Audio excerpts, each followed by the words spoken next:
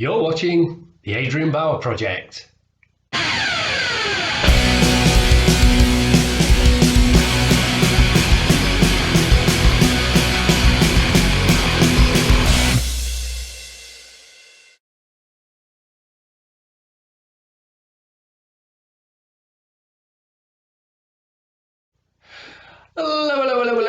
Many thanks for choosing to click on my thumbnail and to watch my content. Very much appreciated as always. So, okay, it's been a few weeks. If you watched the last video I did, you all know now that I've stopped making regular content, as in 2-3 videos a week, because the return just seemed to be matching up with the effort I was putting into them. But I know there's a couple of people out there who's upset about that, but I think on the most part you've all been understanding. So, as I did say in that video, I would be still doing the odd video every now and again, and just to pop in and see how you're all doing. And when I say how you're all doing, I really do mean that. I'm not one of these how you doing? Right, I'm going to move on to this now because I don't really care. I do care, because sometimes if you're struggling with things, the best person to talk to about it is a total stranger, because they've got no baggage coming along with them. So yeah, how you all doing? You faring well in these times? I know it's still a bit with all the COVID thing. What your views are on that? That's totally your views. I've got my own views on that myself. But I say we're all doing the best we can in difficult times. But it just seems that the world, to me anyway, has been being run by a bunch of idiots. I think, as the saying goes, the inmates have taken over the asylum, and I think they well and truly have in today's world. It's give me the 80s any day. But like I say, I am really truly interested in how you're doing. If you're struggling, if you're not, if everything's fine, fantastic. But if you're struggling, don't sit there struggling thinking you're on your own. There are people to talk to out there and help whenever. So that's all that waffle out of the way. Sorry about that. I'm just waffling because I've got no idea. This was done on a whim. I thought I'm going to do a video today. So what have I been up to? I can remember from my video, I says there's a lot of things that I really want to be doing, that making videos sort of eats into that time. So the first one, the main one, was starting to decorate the house. So we've got all the measurements done. We found out how much paper and paint we're going to need. So we thought, right, we're going to start. And then this happened. So I'm going to take you all on a little journey now. If you do suffer from travel sickness, you may want to go and pop a travel sickness tablet. Okay, so here we go. So yeah, I was everything's planned and ready, and then this happened.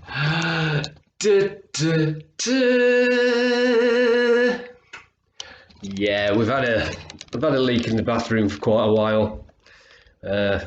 Got the council out to come and say once and for all where the hell this leak's coming from. So they said, we're going to take some ceiling down so we can find it. And that was 2.5 weeks ago. They found where the leak is, and in 2.5 weeks we're still sat with a big hole in the ceiling. So can't decorate just yet. Hopefully that we're going to get it done. Not the decorating, the hole in the ceiling is going to be at least repaired before Christmas, because we don't want to be sat all into a gaping hole there. So that's all that. But in the meantime, I have actually picked my guitar up again. I've just been noodling about, not doing anything specific, just playing a few covers that I've done in the past. It's great to see some of my old band from Mother's Ruin. They've actually got up and gone out and started to do things. So I say there's Ellen, who was our vocalist. She's out there doing things. Nathan is always doing things. I think he's in about 7 bands at any one time. So good to know that. And Dave, our bassist, he's got his own business now. So hopefully everything's above board and going well for him as well. So myself, like I say, I have done a bit with the guitar. But there's this one thing that I've got into, and it has now become an addiction. And I mean, I don't mean that lightly. This has become an addiction for me. It's the Lord of the Rings card game. Absolutely love this game. Just cannot stop playing it. Now, if you think back to those of you that watch my videos about this Lord of the Rings card game, I did say in one of them that now we're getting this new Lord of the Rings series on Amazon or Netflix, whatever it's on. I said, be prepared for this re-emerging. So, you know, people are going to get back into Lord of the Rings again, and things like this are going to be taking off. Little did I know that a couple of weeks ago, Fantasy Flight Games, who make this game, have announced they are re-releasing this core set, but they are re-releasing it as the core set for up to 4 players. Now, this original core set, it's for 1 to 2 players. If you wanted 3 or 4 players to play the game, you had to go out and buy another core set. That did cause a lot of consternation, you know, amongst gamers. So Fantasy Flight have taken notice of what's been said, and they're going to be re-releasing this core set as a set for up to 4 players. So you'll get twice the amount of cards in the box. Fair credit to them, they have put a notice out as well saying if you've already bought 1 or 2 of these already, don't buy that new set that's been released expecting to have something different in it, because it's not. There's nothing in it. I take my hat off to them for saying that. They're not cashing in on it like a lot of other gaming companies would have done. They have put a notice out saying if you already have the core set, you do not need to buy that core set again. So there we go. So, like I say, I have been getting into this game very, very seriously. For those of you watching my series of how to play in easy mode, I am aware I'm a video owing to you. I haven't forgotten about that. What I do need to say about this game is, though, 2 ways of playing it. You can play it with the ready-made decks, or you can make up your own custom-made decks, and it tells you all about this in the instructions. What I have found is if you're playing in easy mode, the pre-made decks are fantastic. For the most part, you're going to win on the first scenario and the second scenario. Third one's a little bit harder. You might struggle with that, but in easy mode, they are fantastic. In standard mode, they are useless. I was really struggling for the first game, which is Passage Through Mirkwood. That's the level 1 game. It's the easiest game in the entire series of this set. I was struggling. I played 15, 16 games using the pre-made decks and standard play, and I was losing every single time. Reached out to a couple of other sites that came back saying, well, are you playing poorly? Well, I could have been, I don't know, but I would have thought law of averages would have said I would have won a game by now. But then I contacted a site called Cardboard of the Rings. They got back and they said, we know why you're struggling. The pre-made decks in standard play are useless. You've got to make your own custom deck up. So in the description below, I will give you a link to where you can go and have a look at this killer core set that they've made up, and you will win the first and second quest. So it's the first one's Passing Through Mirkwood, then there's Journey Along the Anduin. You will win those games. It might take you 3 or 4 attempts, but you will win them. The Escape from Dol Guldur, Gal Gadot, whatever it is, I can't remember. Not Gal Gadot. You don't need to escape from Gal Gadot in this game. It's the third one, and it is notoriously difficult. There are seasoned gamers out there that to this day say it is too hard for the core set. You really need the extra cards that you can come in just to build a good enough deck to beat it. I don't know yet because I've not played that one yet, but I will let you know. But there we go. So if you're new to this game and you keep losing and losing, I say don't let the core become a bore, and I'll just go and build that deck that I'm going to put the link in for you, and it'll help you a lot more. Okay, another game that I mentioned, I've had this getting on for a couple of years ago now, is the Warhammer Underworld's Beastgrave game. Now, this is a board game. It all comes with a board. It's all self-contained, unlike the Warhammer 40k stuff, which is you have to have the big board and everything like I've got upstairs. Still haven't played this because I was waiting to paint the figures, so I thought, right, I'm going to make a concerted effort. So I've got all the figures out of this set and the one expansion set I've done, and I have undercoated them. So if I just put my hand there, look at the detail on these. I'm really looking forward to painting these. There's a lot of detail, and I'm going to be taking my time with them as well. But I say, as soon as these little chaps are all painted up, I will be learning to play Underworlds. So there we go.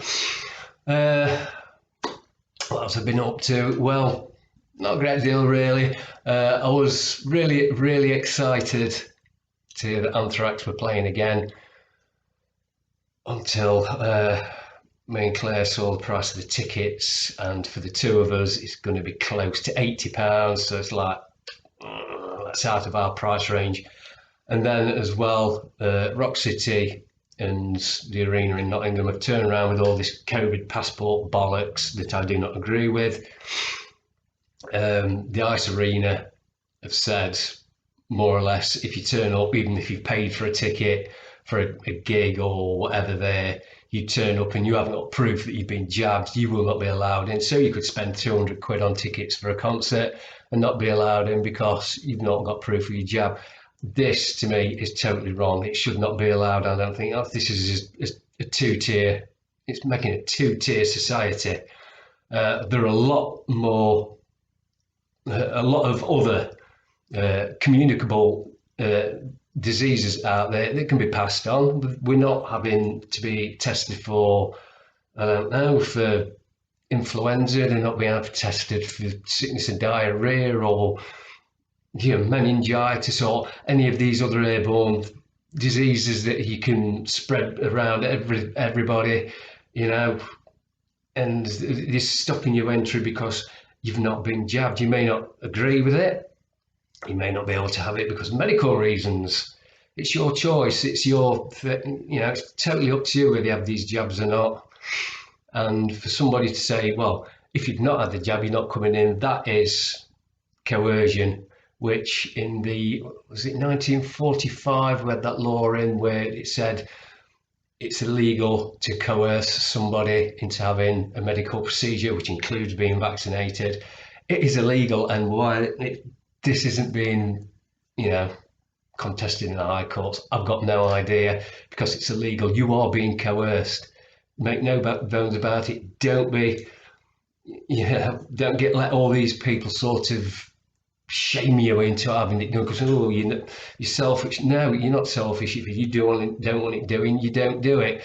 If you don't eat curry, you're not going to let people say, if you don't eat curry, you're not coming in here. You're not going to do it, are you? But there we go. That's my view on it. So until we get rid of all this COVID passport bollocks, which I think it's wrong. It's illegal. It's making a two-tier society. It's causing divisions, not just on crappy social media. It's causing divisions in families as well. What happened to freedom of choice? So, you want to walk everywhere with a mask on because you don't feel safe, you do it. Just do it. If I don't want to walk around with a mask on, that should be my right as well. If you're going to walk around with a mask on and you've been double jabbed and you've had your booster jab and your social distancing, keeping away from everybody else, shouldn't that be enough? I don't know. That's my view on it. Anyway, so there we go. It's just started to chuck it down here now. What else was there? Oh yeah, the middle of this month, I sort of not celebrated 7 years of my job. That is, I've been in my current position for 7 years, let's put it at that. And just when I think back, and I said, when I first got the job, I said, well, I'll just do this for a year till I find something better. And I'm still there. I think we've all said that. So there we go. So coming up is Halloween. Over here in the UK, we're not really that big on it. No, it's just one of those things where we seem to, anything the Americans do, we sort of do it here as well. Because even now in schools, we don't have term time anymore. We have semesters, and then if you're just starting in college or whatever it is, we don't have first years. We have freshers week, and end of schools, we're having end of school proms. It's like, no, we never had that. We've just copied what the Americans have done, and it really annoys me because that's the American culture. We've got our own culture. We don't need to do all this, but there we go. That's just my look on it. But I say Halloween's coming, so I know. Happy Halloween to everybody, especially my American friends, because it's a big holiday for you over there. And Evil Edna says Happy Halloween too.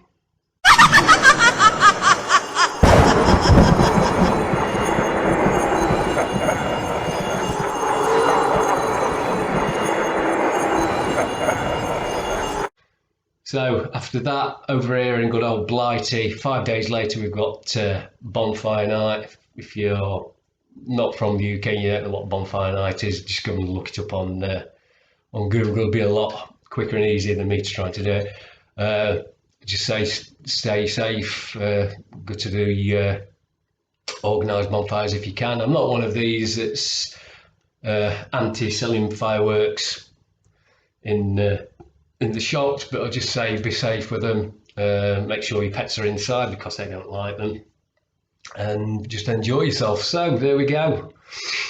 So just like I say, just nipping in, checking up on how you're all doing, like mates are supposed to do.